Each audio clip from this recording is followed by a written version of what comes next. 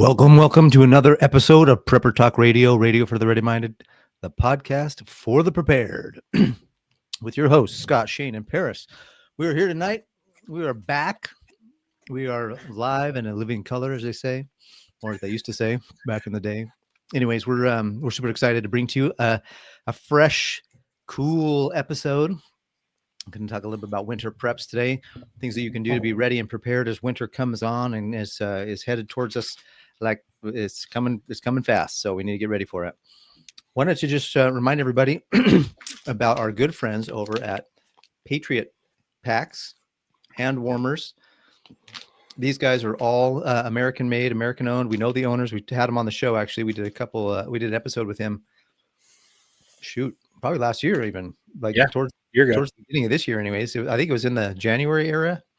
Anyways, we did a great thing with him. He's created these hand warmers that are competitors with the more popular ones that most of you know and see probably all around Walmart and other places.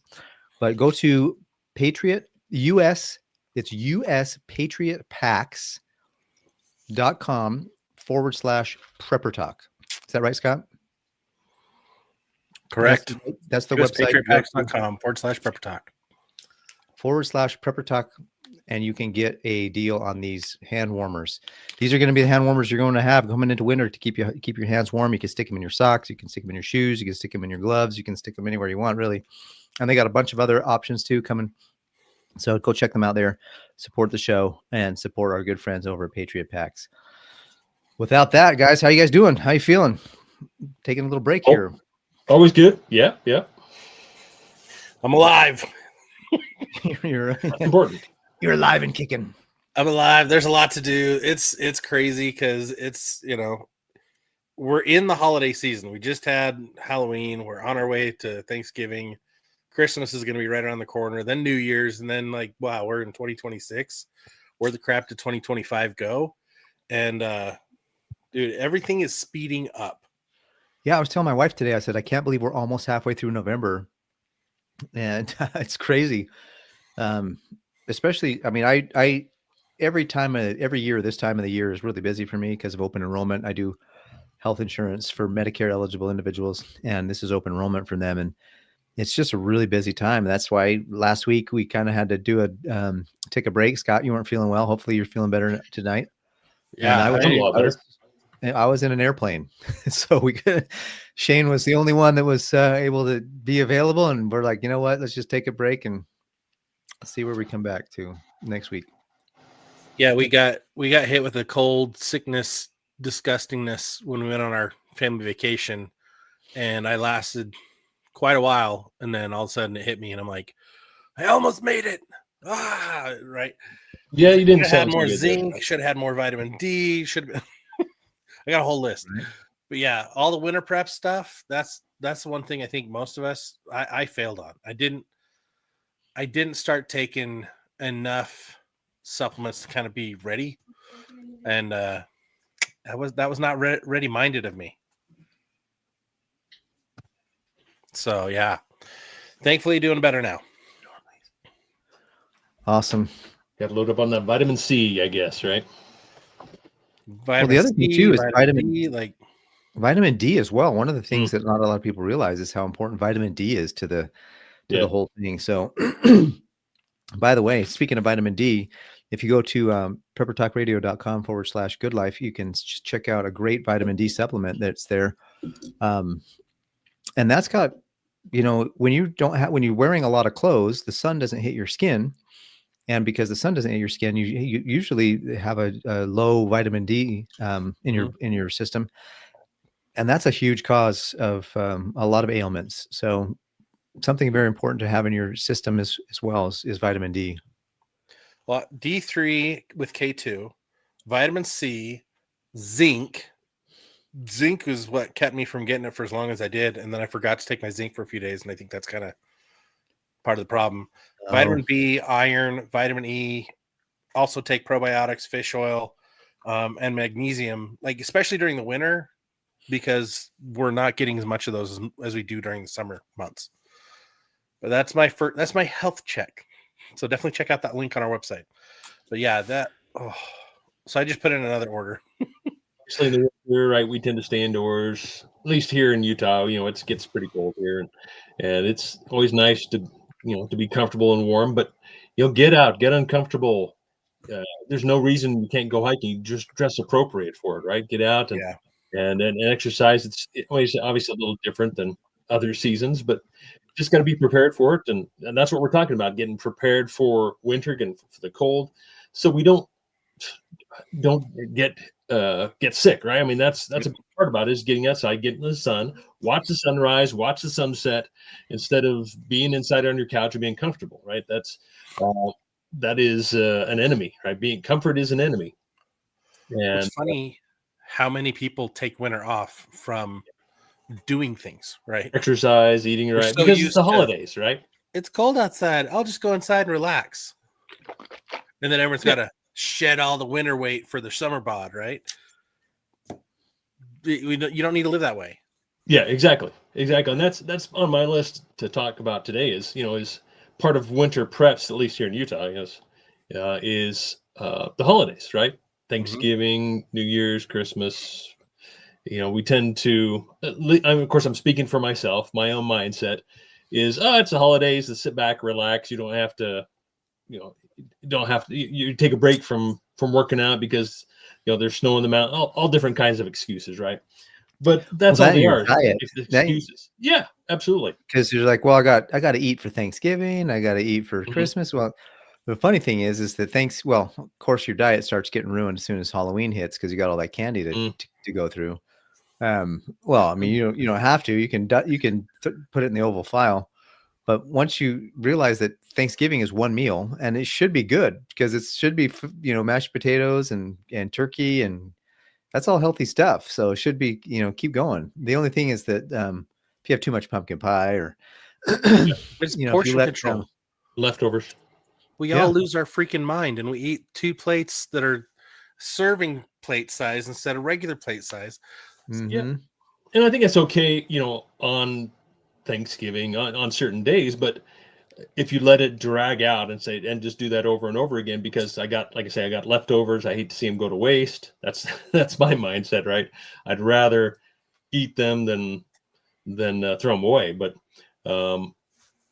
I'm working on changing my mindset to say, you know what, rather than overeat, I'm just gonna, and nobody else is eating them. I'm not. I'll just throw them away, right? So it is about mindset. It's about attitude and such. Can it, my man? Our Yeah. good friend Sarah Thrush, Peelies and Petals. Yep. Put it in the She can. just did put it in the jar. a live stream today about canning and how she's tracked her numbers for the year, and she saved over $12,000 by buying everything in season when Mhm. it's cheapest Yeah. and canning it. And she bought, like, she gave one of the examples. She bought 2 pounds of beans, pressure cooked it, canned it, and now she has, I think, 20 or 30 like 12-cent bottles, basically full. Like, it's 12 cents for that versus you go to the store, it's like $1.80 for a can of beans. And it's just like, oh my gosh, right? Save money, cans, preserve your food. Take the bones from the turkey, take the vegetables, turn it into a good broth, can that sucker. Like, rotate that, ration it out. Yeah. Don't eat it all that week. The other problem is Christmas meals. What do you do between Christmas and New Year's? That's that period of time. Do you guys know Michael McIntyre? He's a UK comedian. Dude, it's so funny because he talks about that week between Christmas and New Year's, and it's like nobody knows what time it is, what day it is, what's going on. It's like this weird voodoo, I don't know what's going on with you week. And he's like, is it Monday? Is it Tuesday? I don't know. Does the post come? The post doesn't come. Does it come? Are they open or are they closed? Or like, what's happening today? Is the trash bin coming? Or like all these different things. He's like, are the stores open? Are they closed? It's Boxing Day. What are we doing? Right. And he's like, you just end up lying on the couch, eating tons of food, getting fatter, more out of shape, right? Causing more problems.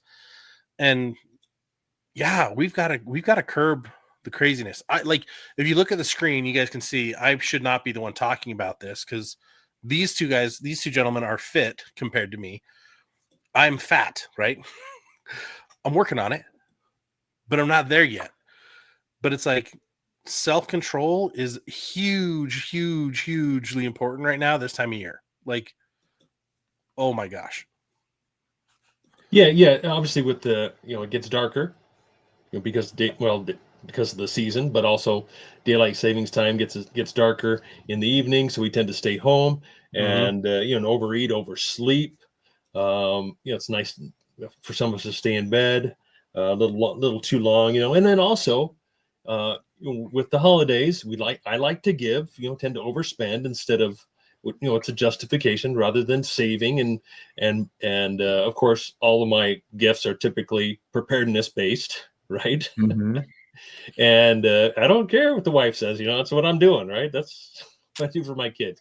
They might think it's a lame gift in the moment, but it'll pay off eventually, right? So, but yeah, some of the comments here, getting out in the cold triggers, built antibodies. It's, the cold plunges are super popular right now, and I hear they're actually overrated, right?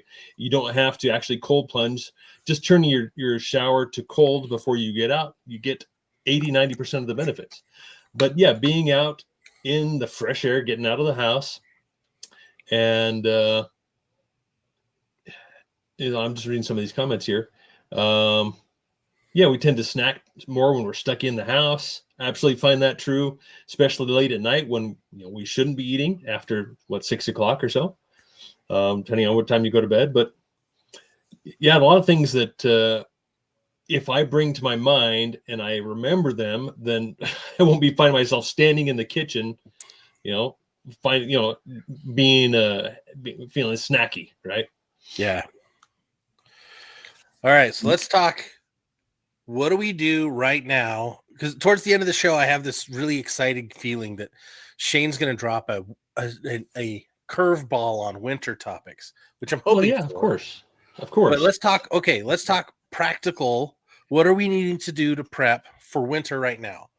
Like bags, cars, right? House check. Like what are? Let's go through the list real quick. Give everybody the goods they came for, and then we'll go awry. I think instead of I think one thing I'm thinking about right now is that my sprinkler system, because we have snow and we're coming to that time when we can get, even before snow even really sticks, we get really cold evenings, and you don't want to have ice in your irrigation pipes, and you don't want to have water in there that's expanding. So I need to shut off my water, my irrigation water anyways. And last time we had Peelies and Pedals on, she said that you should go through your house and look at any exposed pipes that you might have that have even the smallest little place can burst. And that's what burst in her house and cost, I think it was $30,000 or $40,000 in damage to her house. Mm-hmm. And so I just say, go through, make sure your house is winterized. One thing is I'm thinking of is all the pipes in my irrigation, all the pipes maybe in my house. Just make sure that all those things are taken care of and winterized. So that was my first of several things that I could bring to the show today. But that was my first one that I wanted to kind of say. Yeah, absolutely. And once temperatures get down, near freezing, you can typically, the lows at night, you can typically just shut that off, and your grass is going to be fine. Mm-hmm. So yeah, no worries if it gets a little dry.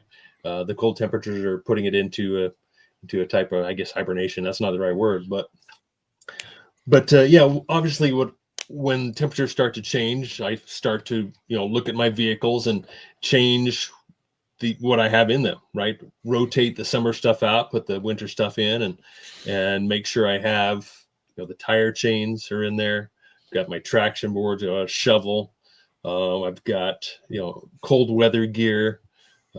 Change my water, or put fresh water in my my water tank. It's going to freeze, but I got a 5-gallon tank in there, so it's less likely to freeze than just individual bottles. Yep. But yeah, it will end up freezing solid with our cold temps here. So that's kind of the first place that I start. Well, isn't there a I don't know how to necessarily flush out the windshield wiper fluid, but that's something that if it gets too cold in certain areas, I think you need to have windshield wiper fluid that's more freeze resistant, and they do make that. Definitely. So Yeah. that's definitely something to do for your car. And then, especially if you live in an area where there is snow, make sure you have a set of chains that you have in your car carry. Because I don't carry chains during the summer months in the fall, but in the winter months, I definitely have chains in my trunk, and I have a set of chains for both cars. So I Yeah. would highly recommend those types of winterizations as well. Yeah, absolutely. It can be really dangerous if you get stuck in your car in the snow when it's really cold and you run out of gas, or you can't keep your vehicle running. Having a secondary heating source for your car as well as for your house, Mike, and we'll get to that as well.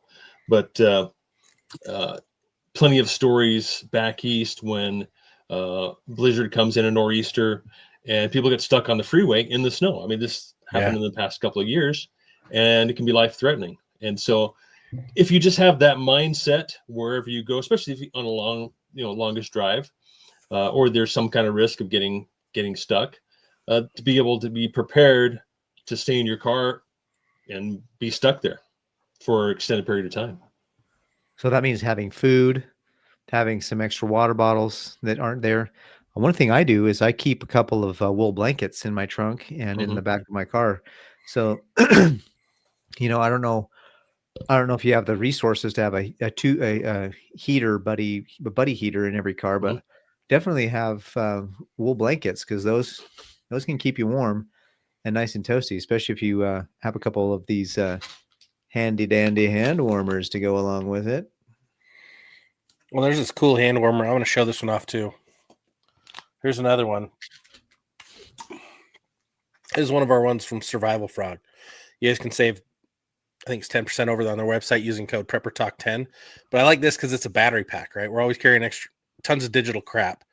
It's a battery pack that if you push this little button here, it turns into a heater, a hand heater. So you can heat up those. Ooh, that's good. It's already starting to warm up. Heat up those extremities. But yeah, this is cool. It's little Survival Frog. It's called the Quick Heat Hand Warmer Pro. If you guys want to check that out, make sure you use the promo code PrepperTalk10. But in your car, definitely get the wool blankets. I like what Field Tac says here. Where is the 4 extreme cold mummy bags, military grade? I've got those in my house. I don't know why I haven't thought about throwing a couple of those in the car, but yeah, that's brilliant, right? I'm going to do that, but also I like he's got extra safety lights, pemmican water, or pemmican, not pemmican water, hand warmer packs, of course.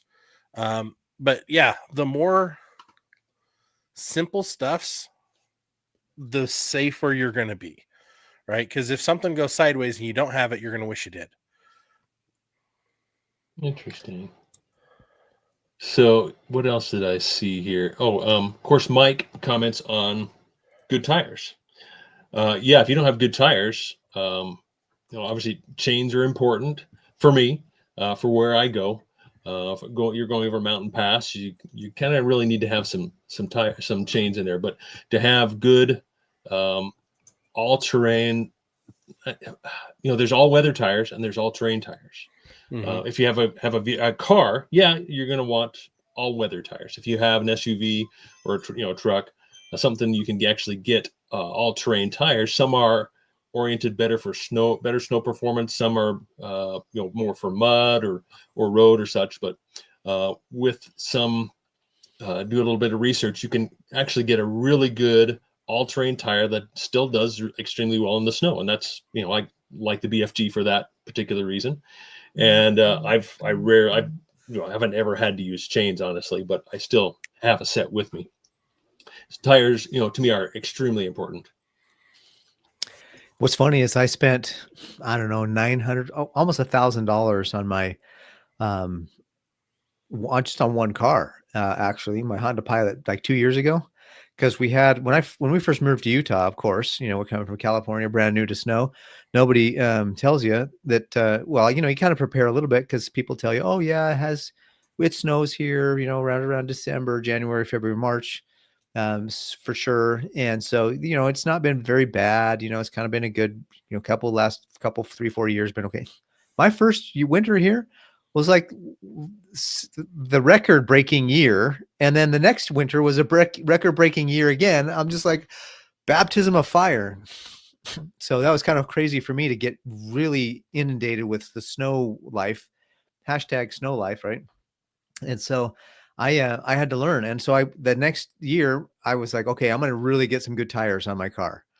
And I spent a bunch of money on tires in my car, and then it didn't even snow that bad. And I didn't even need it that year.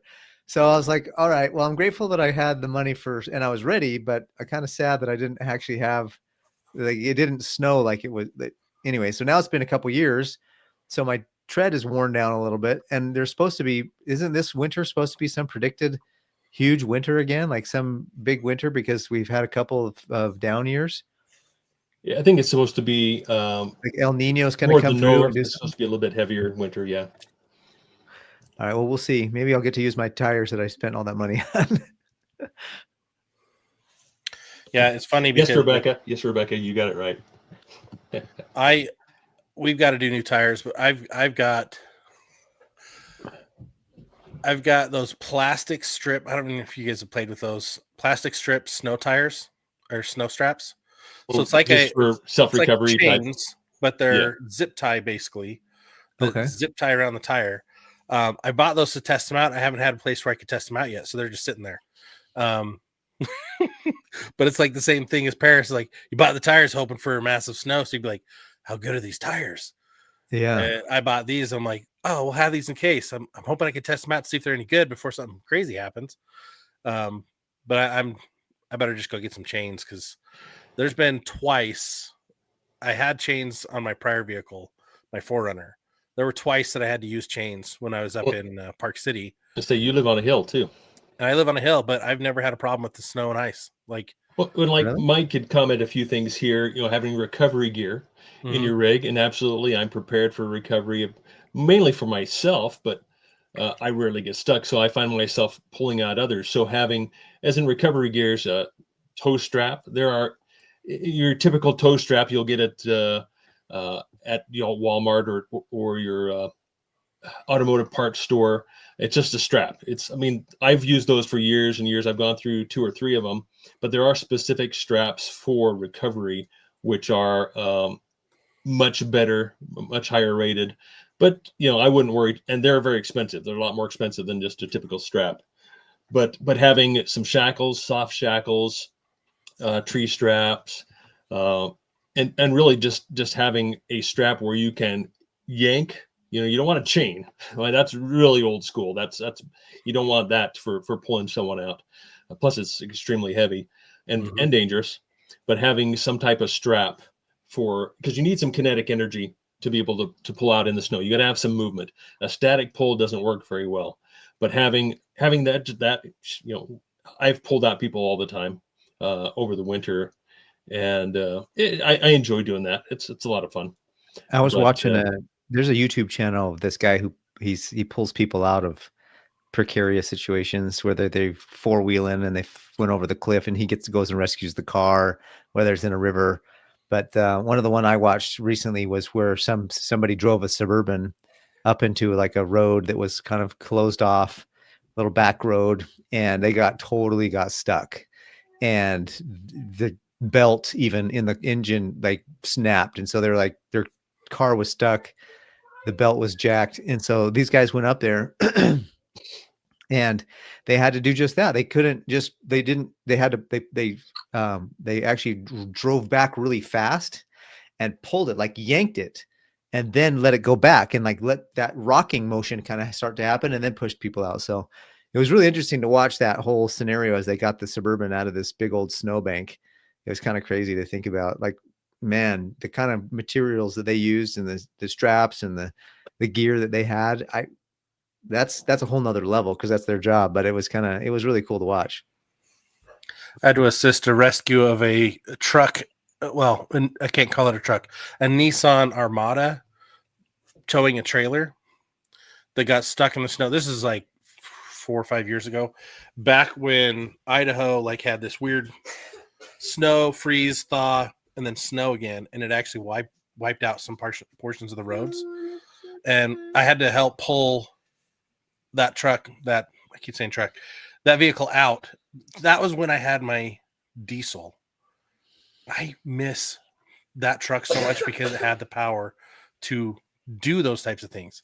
A huge trailer, a huge heavy car out Mhm. of a big snowbank, right? Big tires. So you need to know big tires, big meaty tires. You need to know what your vehicle can do, but also what your limitations are as well. And that's why I want to bring that up, is because like the person that they were trying to have rescue him before me had a little Ford Ranger, and it was like could not do anything, couldn't budge him at all. Right?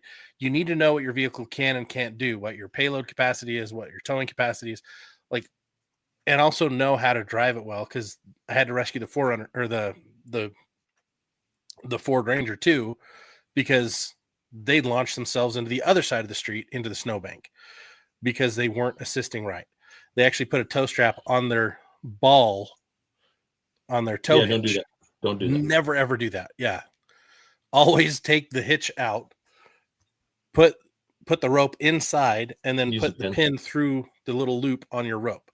Yeah, if you want to learn about towing and recovery, I really like the Matt's Off-Road and Recovery channel. They're Yeah. local here. They're down in Hurricane, southern Utah, and What's the name? they teach you all about that kind of stuff, and that's a really good source. And there's other great channels for recovery out there too, and help you. I think that's my dad what- met that what you guy. have. I've met him. Yeah, yeah, they're good dudes. That's cool. And we've got one here in the valley too. It's called Bent Off-Road Recovery, and they have a channel as well. And yeah, they're in American Fork, so they're close by. Very cool. Yeah. So yeah, vehicle preps. I drive a lot, so it makes a lot of sense for me to be prepared wherever I go, for myself and to help others. But we talk about Mike was getting into having a secondary heating system for your home, and that's that is very, very obviously really important. We talk about part of one thing I want to talk about is Biden's cold dark winter, right? I don't know that we've seen that yet, right? He's talked about that. He actually spoke about it recently he spoke to the press a couple weeks ago, and he mentioned that there was dark days ahead. That was his actual quote, dark days ahead. So that brought to mind his dark winter, which there's always a lot of talk about potential power outages, internet outages, which are all gonna wreak havoc, especially in the winter. If it's a summer, obviously it's a lot easier to deal with, but when it's cold and you don't have power and we can't heat the house, you got to have alternate ways of not just necessarily heating the entire house, but keeping the pipes from freezing, staying somewhat comfortable, at least in one room. Oh, what happened? Oh, there you go. And so, we could talk about some of those methods of how to do that. And we've talked about that in other podcasts as well. But it's funny because, like, what does that really mean when we talk about Biden's cold dark winter? Like, what does that really mean? Yeah, exactly. Nobody really knows, right? And that was like, what does Biden do? What are we listening to Biden again for? Like, was he like in some White House? Was he just doing some kind of discussion or something? Somewhere he just made a statement. He spoke to the press. I guess he's having some cancer treatments or something like that. He spoke to the press, and he mentioned that there's dark days ahead, and which made me think about his cold dark winter statement he made for a couple of years in a row. And I don't think we've actually seen that in particular, but I think we will at some point. Interesting. Well, what's interesting is there's talk right now that they're going to mess with a potential 1% interest rate, forced 1% interest rate. I don't know how real this is, but it's to heat up the markets. That would do a bull rush on stock markets that would just go nuts. Housing market changes would go nuts, right? But the reality is that's not likely to happen. And so what we have going on right now is we're going to see the continual inflation destroying pricing, destroying our spending. It's freezing all of our assets, really, because you can't afford to sell your house. You can't afford to sell anything and replace it because the new prices for replacement items are getting so crazy that like it's kind of like a winter on your finances, right? That's I think what I'm more concerned about, that and power outages than anything else, because sustained power outages, people can't survive, especially during the winter. You're not going to have running water. You're not going to be able to. There's going to be issues galore if we have sustained power outages. I'm not as worried about that here in Utah right now because we supposedly have good energy. Where I live, it's mostly coal energy still. We've got some hydro. We've got actually a lot of natural gas. Yeah. And we've got some solar, but they're moving more to solar, and that's my big concern. And it's out of state. When you're playing the game with spotty energy production, it's going to get bad for everybody. I mean, that's one of the big problems in like Texas, right? Texas has too many houses on the grid, not enough energy production for the grid, and they're always running out of energy right now. And too many data centers. Yeah, and more data centers to come, right? And what are we doing in Utah? We're about to add a giant data center down in where? Delta. So it's just going to get nuts. And not just a big one, the biggest one in the world. Yeah. At the moment, yeah. Yeah, absolutely. And that's been a big deal. There are data centers in California that are completed and sitting there, and the power company cannot provide power. And California in particular has had power issues for a long time because of their policies and so forth. Yes. Okay, Shane's shirt. Pause for this. All right, there you go. David used a rock. I use a Glock. Thank you, J.R. Henry, for pointing that out. Well, and Rebecca pointed that out too. So, but yeah, I saw this and I immediately bought it. As soon as I saw it, I went and ordered it. But so yeah, power is a big issue moving forward. Not just California, but really everywhere, especially with these data centers trying to suck up more and more power. And that's a whole nother topic of AI. And we've talked about that briefly on other shows, is that the AI is a bubble, man. It's a bubble. Be careful. And top of that, add all the electric cars exactly on the grid. Yeah, especially in California where they have the rules now where you can't. They're trying to get everybody on electric cars in the next 5 to 10 years. It's ridiculous. And it's like you're going to create a demand that there's no supply for, and so now what are you going to do? And that's the challenge of it. But coming back to the immediate preparations that we can do in our to prepare for winter. First of all, there's some things you can do around the house. We talked about the yard and the pipes and other things like that, but to make sure you have somebody come out and check your furnace. You don't want to have that have gotten, piled up, who knows, but some little creature got in there and piled up a nest, and that furnace kicks on and starts a fire, So, I mean, that's kind of a rare situation, but you definitely want to have somebody come out, make sure all the ducting is good. I mean, it's especially good for just making sure your house is. I actually have a home warranty, and I called them the other day and said, "Hey, do you guys do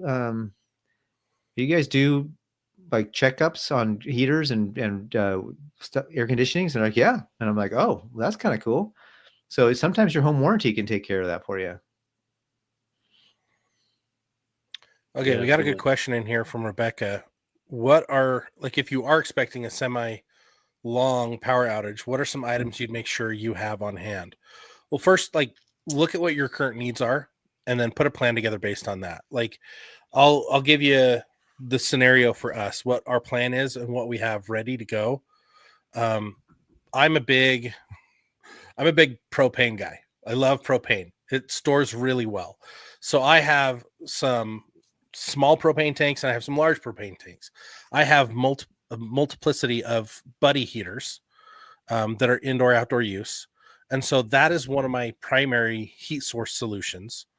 Knowing where my water shut on, shut off is, right? depending on how cold the interior of your home is going to get, determines if you turn the water all the way off or not, right? And if you can heat up enough space to keep the water running, because running water doesn't freeze, but it's got to be at volume enough to keep it going. You can keep water running like in a bathroom, have it trickling out all the time, as long as you got enough warmth to keep the temperatures from dropping too cold, right?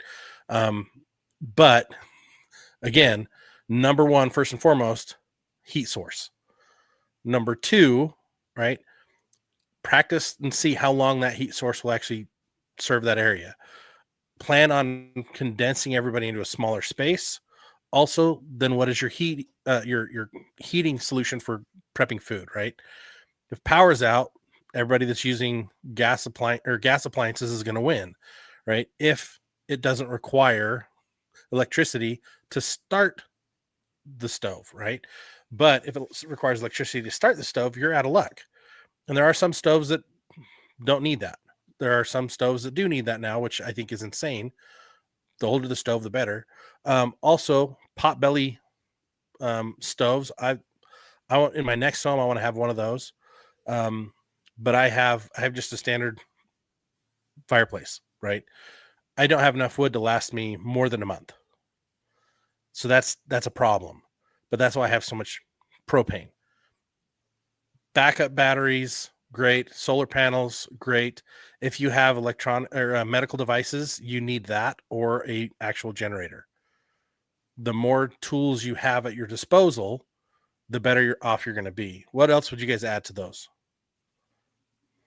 I think the most cost effective for most people is to have a backup generator, just a gas generator. Does require some maintenance, right? You got to store some gas. But for short term, which is what most of our emergencies or power outages have been short term, our power grid is really quite reliable. However, I'm told it's very dated. It's obviously it's vulnerable to being hacked. So I think we're going to see something. But and some of the comments here in the chat, of course, having battery bank. And you can have whole house, and that can get very expensive. Field Tech somehow got an amazing deal on a 5,000 watt solar generator. I don't know, how do you do that for that? But usually they're really quite expensive, especially if you're going to run your entire house. That's much more easily done with a gas generator. But there's only certain things you need to power in an outage, like your furnace. You really don't even need lights. You can use flashlights, right? Your refrigerator, right? You don't want your food to spoil, your freezer. Which can be pretty high drain, appliances. I have a 2,600 watt hour battery bank. It'll run my fridge for less than 24 hours, but not my fridge and my freezer. But a generator, yeah, I'll get 8 hours on a tank, or so at full load. So I think you've got to have some redundancy, multiple different types of systems. Yeah. And spoiling food's not the worst thing. The worst thing would be freezing pipes, and bursting pipes in your house. Wasted food, yeah, it's painful, but ultimately not terribly important. A lot cheaper to recover from. Exactly. But, another thought I had when you mentioned, everybody consolidate to one room, set up a tent in your house, Mm-hmm. in your living room, have everyone sleep in the tent with a heater in there. It's going to be much warmer. But then again, you've got to keep your house above freezing so the pipes don't freeze, know where to turn your water valve off, how to drain at least some of the water out of your pipes. And that's going to help minimize the damage, right? If it breaks, it breaks, but it's not going to flood your house if you turn it off within the house. So if it doesn't freeze, between the shutoff valve and the exterior, right? And to where you have no control, right? So yeah, look at those pipes like Scott mentioned earlier. Make sure they're well insulated there, and keep those areas open to inside heat, right? We have some cabinets where it's not very well heated in the house, where the pipes can tend to freeze into there. Really cold nights, we'll open those up, make sure that air's circulating, and let that water run. Higher water bill is going to be a lot better than the damage from frozen pipes as well. So letting water run will help keep it from freezing as well. One of my things that I would love to do next big plans for future home, but like I would love to have a solar heater home where you actually have a solar, just glassed in Greenhouse. south facing greenhouse. Yeah. But whether it's used as a greenhouse or not, but it's used to heat the home, right? You'd want to have really good. You can use brick, but it's better to use like Adobe block, because then it'll hold the heat and disperse the heat longer for a longer duration. But there's techniques like that. They do use them in earth ships, which is phenomenal. If you ever want to get a completely prep ready home, those earth ships are amazing. There's a big, huge community in New Mexico. That's all it is. The other option is those rocket mass stoves, rocket mass heaters. Those are phenomenal. I don't know if anyone's looked into those. Similar technology, but you're basically using a rocket stove to turn into a mass heater that you can then use to heat a small home or smaller space. But it's really, really efficient, uses like 10% of the wood that you'd use for an actual stove. So it's a lot less wood. It recycles the smoke. It gets you, at the end of the day, it burns more smoke, more content out of the smoke. It has less fumes, exhaust out of the pipe, but it keeps the heat inside, which is phenomenal. Yeah, absolutely. I was just going to add that I got once I finally got my generators after years of being Me bugging counseled by the two, and I got that you can get a nice dual fuel generator over at Costco for $700 or $800. It's not, I mean, that's a chunk of change for sure, but it's a lot less expensive than the solar power banks. I got one of those. I think I purchased the Anchor Powerhouse, and with the panels and everything, I think it was $3,000 or $4,000. Anyways, that's a lot more than $700 or $800 at Costco. So I would just say start with something, even if it's just a single fuel, or you try to get a dual fuel if you can, because that's going to be a little bit more advantageous. Because if you run out of gas, you'll have propane that you can use and still get some heat and some stuff going there. So the other thing, just remember about winter preps is that when you're working with small tools and things of that nature, they can get cold and your fingers can get cold. So you want to have some good gloves that are going to keep your fingers going good. So just make sure you have layers as well. Stay layered up so that you're not using as much of the heat. And I like the idea of having a tent and then just using body heat to keep things going the right direction, just keep warm. Everybody get in one room versus having, if you have a big house, don't have everybody spread out. Just keep everybody in the same room. Yeah, another thing I'm prepared for is I've got a pigtail already prepared that I can wire into my furnace, where my furnace switches off. Most furnaces in Utah will have an actual light switch type switch to turn the furnace off. I can take that apart, wire in a plug, and plug that into my battery bank so I can power the furnace. It needs electricity to run the fan, the igniter, and so forth. And most likely I'm still going to have natural gas flowing, so I can get my furnace up and running pretty quickly. And a fan and igniters don't require a whole lot of electricity. It's going to run, my battery bank's going to run that for a couple of days very easily to keep the house warm. And again, that's my biggest concern is of course heat in the winter. Well, heat and cooking. That's really the big two, right? Heat and cooking. And I can cook outside too. Fuel solutions or similar fuel solutions for the cooking. The other part is making sure you have access to the emergency services lines, right? So you got to keep your phones charged, your devices ready to go. But you can let all the other phones go and just have one running, right? You can simplify. True. If it's a long sustained just in your area, then it might be time to okay, let's relocate temporarily to one of our backup locations, right? With friends or family in another city, another county.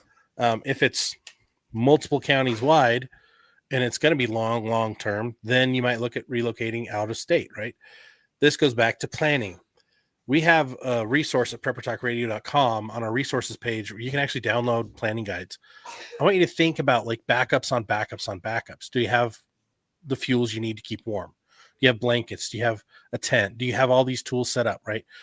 backups on backups on backups. It goes to our book, The Ready Radius. Like, have what you need on hand and around you that can get you to another place that has more on hand and around you, right? That then gets you to a bigger, better place, right? But absolutely, absolutely, absolutely look at what you have, run the scenarios in your head, and say, okay, where do I have gaps? And fix those gaps. Mhm. Prioritize it based on temperatures. Do you have elderly? Do you have children in your group? Like, prioritize them, because they're going to be more susceptible to the weather, the temperatures, and the other problems that you're going to run into. Especially if you have medical devices that you need to have power for, those are going to be critical.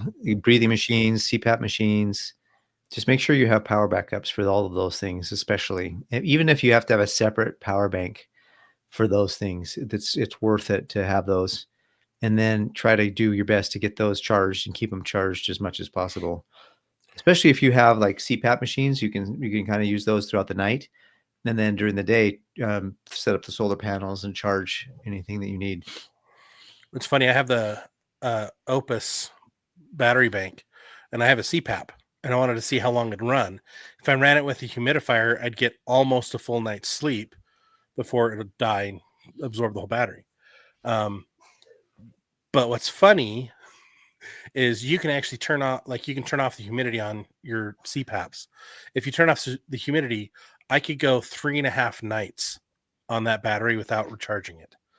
So practice with your stuff, test different ways to do things, see if there's a power save mode, like play around with your medical devices and see what other alternatives you have so that you can conserve the battery or the power in those cases. Yeah, and this is a great point as well. Yes. Surge protector for your medical devices depends on the quality of battery bank you have. If it's a pure sine wave type inverter, because your electronics can get damaged. Yeah, that's a great point as well. And then Field Tac keeps posting here that go to the marketplace, go to your Craigslist. There are people who will give you insane deals on battery banks. Apparently, great place to I've had a couple for over 10 years that are still working, and I'm actually pretty surprised. But it's more about the charge discharge cycles than lifespan on lithium batteries. So they should still work even though they're 10 years old. So that's you should be able to get some good values that way. One of our Facebook commenters just let us know multiple sturdy wives with hairy legs is an option. Whatever works, right? Dogs to curl up with. Earlier, right? Use body heat, huddle up. Rebecca said, use your dog, right? Huddle up, guys. Like, what's interesting is how many thousands of years did we live without power? Yeah. Right. And we were just fine. We, in today's society, we've forgotten how to live that way. We've gotten lazy because we've been so blessed. But also the way we live, it's a more fragile lifestyle as well, right? Obviously, we're crammed together in communities, and we don't have wood stoves in our home. I have a gas fireplace, and that'll probably work in an outage. If not, I can hook it up to power and get the igniter going, get the fan going. But I grew up with fireplaces in my parents' homes. We could easily start a fire and make a huge difference. But we're definitely handicapped in the way we've been, the way we live. It's fragile. Definitely harder to live without power. So, but another comment on here was be careful with CO2. So,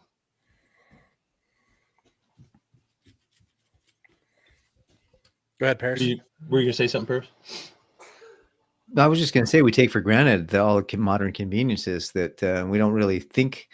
And so that I think it almost gives us a little bit of a disadvantage even to think of scenarios, because we don't even know what scenarios are possible in a lot of cases because we've just never seen or heard of them. But, a couple of years ago when those big snowstorms came through, people got stuck in their car for hours on the highway. People were even found unalived in their cars because they didn't have food, they didn't have heat, they didn't have water. And it's not good. I remember even there was a bunch of people that were going through can't remember what was, it was all over the country. There was different huge snowstorms, but even through like Utah and California, there's that Donner Pass, and that was huge. The snow, like people would get stuck in that, and snow just buried them. And so you got to have ways to get out, even if you have to have a shovel in your car to kind of dig yourself out of anything that might happen. So, I don't think that you could go too well. Obviously, there's things you can do too much, but at the same time, I'd rather be over prepared than under. And so that's something with a car, you can go heavy. We've talked about that several times, especially if you're in a car that has, you should, the heavier the stuff you have in the car, the more it grips to the ground. And so you might have better traction even in a snow or ice situation as well. So that's something to think about too. But definitely have your cars geared up. Like after your house is ready and you're prepared there, just make sure you have all that you need in a vehicle so that you don't get stuck. And if you do get stuck, that you have whatever it takes to kind of survive. I watching these rescue videos of people towing people out of places. You got to have some of those phone numbers on hand before you get into those situations. So I would suggest, make sure you have a power bank with you in your car, like a little small one of those power banks, so you could charge your phone at least once or twice. Make sure that you get, have a good set of phone numbers, emergency contact phone numbers that are in your phone. If not, then definitely have them on, in a piece in your folder.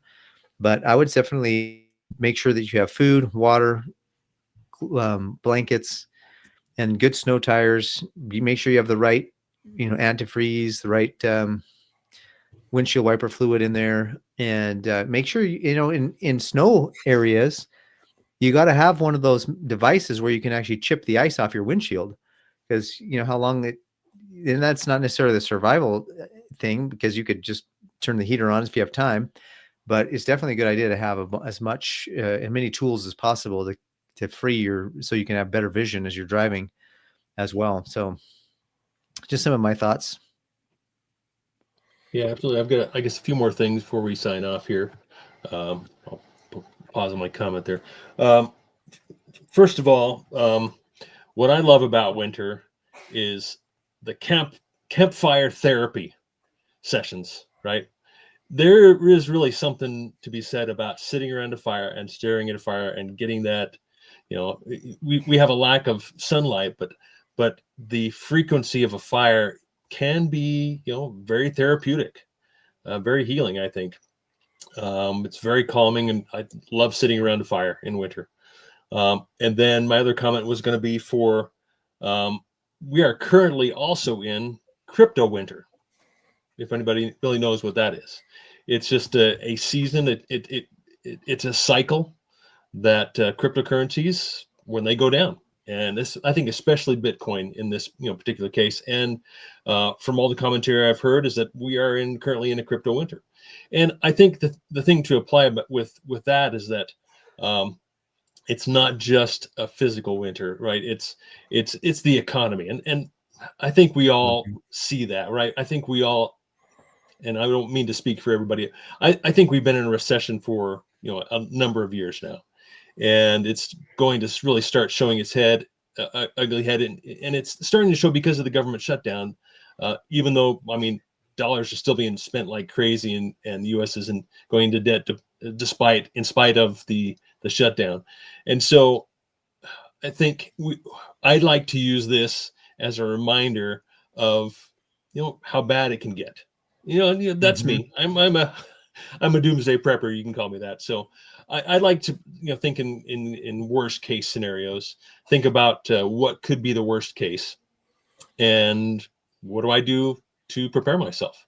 And part of that is having enough cash on hand, having my money out of the bank, put it in other resources instead of in the bank. And so I think that's just something to stay aware of, is that there are cycles, and there are ways to insulate yourself from those cycles. Yeah, I agree that we need to be wary of the economics that are happening, because there's a lot of things that are not looking very good on that home front. So just be watchful and be aware. If you've got a ton of money in the stock market and no money in cash or gold or silver, I would recommend a rebalancing. If you got a bunch of money in cash and you got a bunch of money in gold and silver, and you have a bunch of money in the stock market, that's fine. You'll probably be okay. But I wouldn't. I would just say be ready for economics to change. The world cycles. There's another guy that I follow that, quite frank, he talks about how the dollar is positioned, and it's been so strong for so long that to fail would be catastrophic. And I'm like, yeah, that's exactly the point. He thinks that it's never going to fail because it's so strong, because it's so necessary, because everybody's so counting on it. And I'm like, that's a point of view for somebody who doesn't understand that the world elite is trying to just destroy the place. And everything is going to be okay. Everything's going to turn out all right. People are good. The world leaders are good. We all want the greater good. That's an outlook there. And for those of you who've been hanging around for any period of time, watching what's going on in the world, you realize that there's some things changing and there's some shifting going on right now, especially with our current administration. Even there's some shifting going on, and we'll see how long this government stays shut down. But that's not helpful. It's not helping the situation. Let's put it that way. And I don't mind about getting a $2,000 check, but I don't even know if that's going to come, for one. And two, and if it does come, like, just pay down the daggum debt. We're 38 trillion. Are you kidding me? Like, the thing is, it's not going to make a dent. I'd rather take the cash myself. And who do we? Every country in the world is in debt. Trillions. I think it's like $318 trillion. Ridiculous. We're the largest in debt at 38, right? But here's the thing: who are we in debt to? Exactly. Yeah, that's a question. We're in debt to the global banking cabal. 4 people set that up. Read The Creature from Jekyll Island and understand this. That is what props the entire stock market. That is what props the international trade. It is funded by war. It is funded by the manipulating markets. Like, it's when that beast finally gets slain, it's not just going to affect the US, right? When the dollar gets disposed of, it's a global catastrophe. Like, it's not just a American catastrophe. It's a global catastrophe. And one of the funny things is, I think about, who the largest holder of $100 bills in the world is? China. It's outside of the United States. Eurodollar, yeah. The people who actually carry the most physical $100 bills, it's the cartels, it's Europe, and it's China. Those are the big 3. Interesting. They all have a huge stake in what's going on here in the United States. So when Red Dawn pops off because of the economy, you can all look at this moment and say, yeah, Scott was right. I'm not right very often, but that one feels eerily. We might have a little bit better. We might want to make friends with the mafia and the cartels, because they might have the most resources at this point. I don't think they'll survive in northern Utah very well. Yeah, good point. All right, final thoughts, friends. Well, just remember that seasons. If you live in an area where the seasons change, make sure that you're changing as well, or you're accounting for those changes in the seasons and preparing and being ready for it. And winter is no joke, and we don't want to be caught. And there's actually scriptures that say that those who, in the end times, I think I actually was just reading Matthew the other day, and Matthew 24 talks about, I think that's where it was, said something along the lines of, you don't want to have to flee in the winter, because it's not the time. It's not a good. There's just too many other elements that are coming after you. And so anybody who's familiar with the pioneer heritage of Utah knows that there was a huge group that left way too late in the season, and they got stuck in the winter. And they had some really, really serious things they had to come up against. So we don't want to mess around with the winter. We want to be ready for it as much as possible, and be able to survive through it. Those are my final thoughts. Cool. I think my last thoughts is I'm always looking to the past to prepare for the future. Right? That's my motto. And our ancestors, they started preparing for winter as soon as winter was over. Right. As soon as spring came in, they got their gardens going and they were getting ready for the next winter. And I think that should be our mindset. That's the mindset I try to have. And so this shouldn't be anything new, to any of us. But it is. I mean, because again, we live in a very easy existence, right?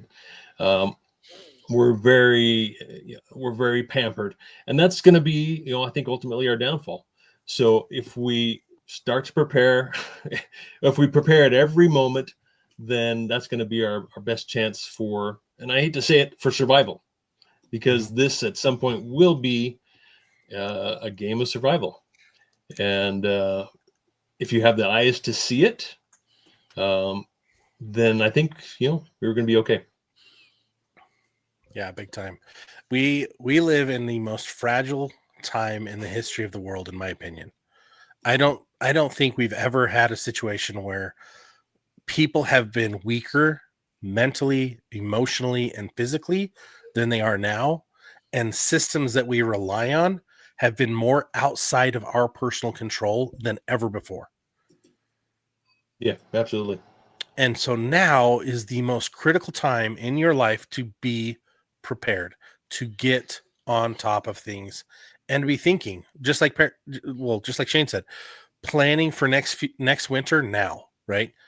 Be doing everything you can now to be ready for the next 4 seasons, because the reality is if the water stops, it's typically 3 months before it's back, right? Like, and I'm talking like seasonal. You can last a season depending on where you live.